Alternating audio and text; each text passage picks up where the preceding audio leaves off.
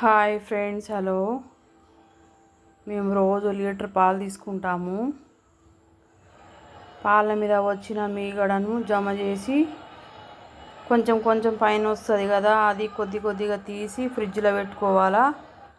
ఒక గిన్నెలో, ఒక పెద్ద గిన్నెలో పెట్టుకొని ఒక 20 డేస్ 15 డేస్ జమ చేసుకొని మనము ఫ్రిడ్జ్లో చల్లగా ఉన్నప్పుడే కొంచెం కొంచెం మిక్సీలో వేసి మిక్సీ గ్రైండర్ చేసుకోవాలి. కొద్దిసేపు చేస్తే అది వెన్న అవుతుంది.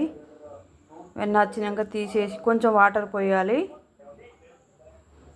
ఇంకా ఇది అదైపోయాక ఇంకా కొంచెం వేయాలి. అలా అలా ఇంత చేశాను. మీరు కూడా జమ చేసి పిల్లల కోసం స్వయంగా మీరే నెయ్యి చేయండి. పిల్లలకు చాలా బలంగా ఉంటుంది. కొనుక్కున్న నెయ్యి అయితే ఏం బాగుండదు. అంత దాల్డా కలుపుతారు, ఏదో కలుపుతారు. పిల్లలకు ఎంతో హానికరము. మనము ఇంట్లో తయారు చేసుకొని వేడి వేడి అన్నంలో పిల్లలకు కల్పిస్తే చాలా బాగుంటుందండి, టేస్టీగా ఉంటుంది.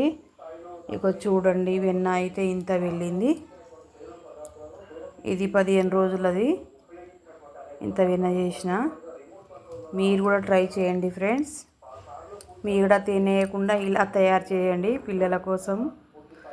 రోజు మీగడ తీసి ఫ్రిడ్జ్లో పెట్టుకోండి.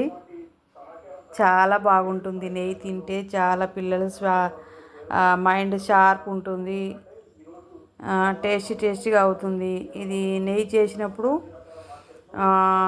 ఒక తమలపాకు మధ్యలోకి వెళ్ళి కట్ చేసి వేసేయాలి.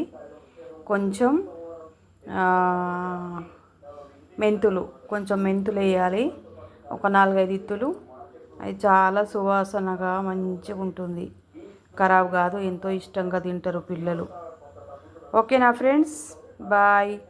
నా ఛానల్ నచ్చితే లైక్ చేయండి, సబ్స్క్రైబ్ చేయండి, కామెంట్ చేయండి. ఓకేనా, మీరు కూడా ఇలా ప్రయత్నించండి. బాయ్.